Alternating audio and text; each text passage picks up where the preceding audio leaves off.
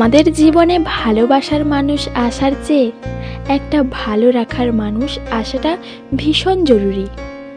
কারণ মানুষ মুখে অনেক সময় ভালোবাসি বললেও সবাই কিন্তু ভালোবাসতে পারে না।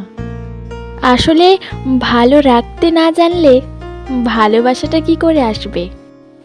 ভালো তো আজকাল অনেকেই বাসতে চায়, কিন্তু একটা ভালোবাসা সেখানেই সার্থক হয় যেখানে মুখ ফুটে ভালোবাসি না বললেও তাদের ব্যবহার, আমাদের প্রতি তাদের এফোর্ট, গুরুত্ব সব কিছুই বুঝিয়ে দেয় যে তারা আমাদের কতটা ভালোবাসে। তারা সবসময় ভালোবাসি না বললেও আমরা ঠিকই বুঝে যাই যে তারা আমাদের কতটা ভালোবাসে। আসলে মুখে বললেই ভালোবাসা হয়ে যায় না, ভালোবাসা তো পূর্ণতা পায় সেখানে যেখানে মানুষটা আমাদেরকে ভালোবাসার সম্মান দেয়, ভালোবাসায় সময় দেয়, আর আমরা যে তাদের জীবনে কতটা গুরুত্বপূর্ণ সেটা বারংবার বুঝিয়ে দেয়।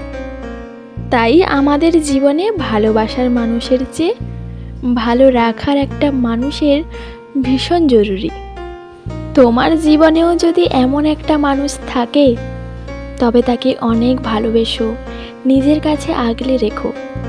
কারণ এখন সবাই মুখে ভালোবাসি বললেও যেখানে স্বার্থের জন্য ভালোবাসে, সেখানে তোমার প্রিয় মানুষটা মুখে ভালোবাসি না বলেও তোমাকে বিনা স্বার্থে কত ভালোবাসে, আর সে তোমার মাঝেই তার সব খুশি খুঁজে পায়।